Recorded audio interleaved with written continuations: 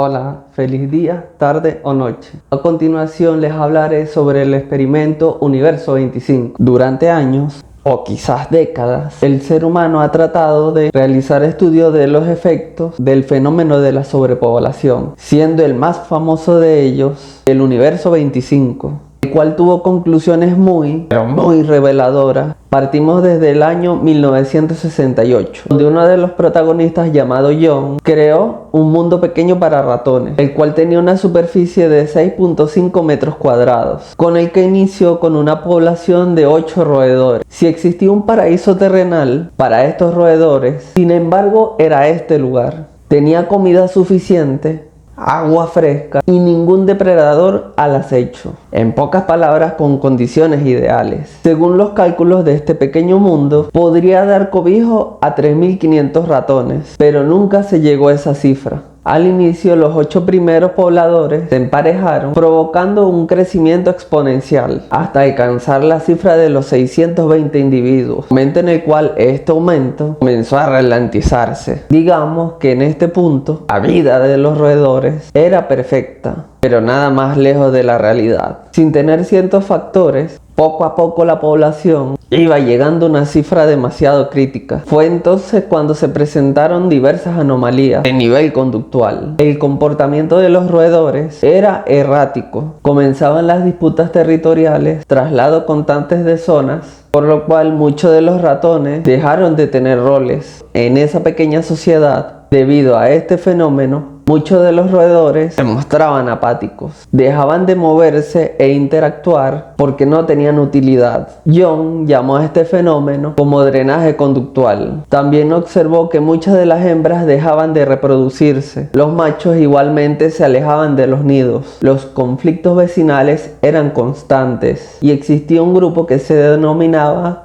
como el grupo de los guapos, cuyo comportamiento se limitaba a la higiene, alimentarse y a dormir. Lo que había comenzado como un paraíso utópico se había convertido en un infierno. Ya para 1970 había nacido la última camada de ratones en este hábitat, por lo que la población se estancó y comenzó a caer en picada. Los individuos habían perdido fertilidad, por lo que a este punto no tenía salvación posible, siendo para el año de 1973 la culminación de este experimento, siendo la población máxima de 2.200 individuos en un área que podía albergar hasta 3.500 individuos. Ciertamente se han buscado paralelismos en este experimento con la sociedad humana, suponiendo que deben tomarse con cautela, ya que dichos escenarios distan mucho de ser comparables, ya que es complicado establecer dichas comparativas, ya que la sociedad humana es sustancialmente más compleja. Y esto ha sido todo por hoy en este intrigante experimento.